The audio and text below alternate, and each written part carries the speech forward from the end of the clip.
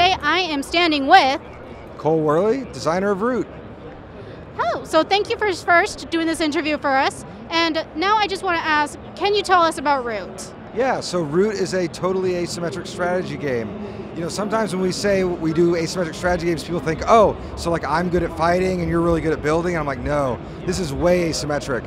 So one player is sort of managing a kingdom. They're sort of playing a traditional economic game and a policing game. But, you know, a revolt might break out and they might have to contend with people who are trying to gather sympathy in the woods. That's another player playing by a totally different set of rules. To contend with that, they might hire the help of a wandering mercenary who's playing an adventure game that exists within the strategy game. So the base set of Root has 4 roles, and each of them is essentially playing a different game, but it's very, very interactive, and it presents a lot of cool emergent storytelling. Awesome. So as you said, there's 4 different roles, and I noticed that it looks like each of those roles is actually kind of like a character. Totally. Could you give me like a brief idea of what these characters are like? Sure. So the Marquise de Cat starts the game totally controlling the woods. She's got her warriors posted at all the clearings, and she starts with kind of a monopoly of force in the game.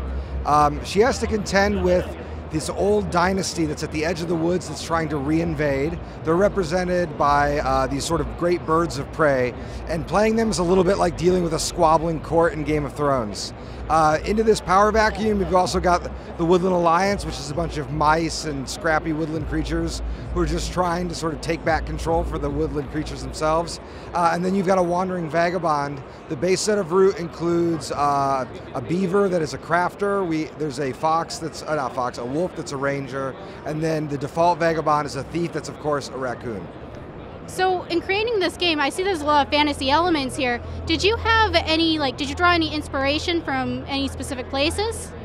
So the way we work at Leader Games, we're a small creative studio. So our owner, Patrick Leader, worked on the creative direction of the game and tried to establish the ethos for everything.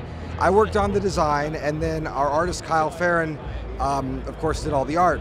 And the setting for Root was based on a lot of drawings that Kyle had been doing for this animal world, and we all tried to create a sort of vibe that was somewhere between Watership Down and Disney's Robin Hood, that kind of tapped into the best elements of fantasy while trying to avoid some of the ickier elements of fantasy again. And we wanted something that felt fresh and felt accessible, but wasn't childish either.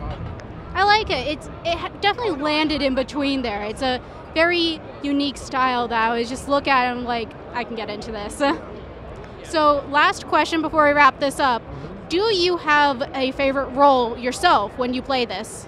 So the easiest role in the game is the Marquise de Cat. Her rules are like half a page long, but she's actually one of the hardest factions to play. And everyone in the studio, I mean, I think I've played Root well over 200 times at this point, and I love playing the role of the cat because she has a very simple overhead. It's very easy to sort of teach her and start playing her, but she has all of the hardest choices in the game are hers and hers alone to make. And I love how the way she plays kind of establishes the mood for the rest of the game. So are there any roles that you would recommend to a beginner then?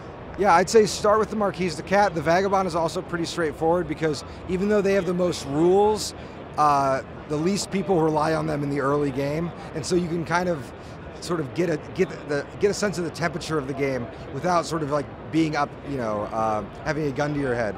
And the one thing I will say is, you know, we have a lot of expansions, and we have a new Kickstarter that is live right now that's offering 2 totally new factions.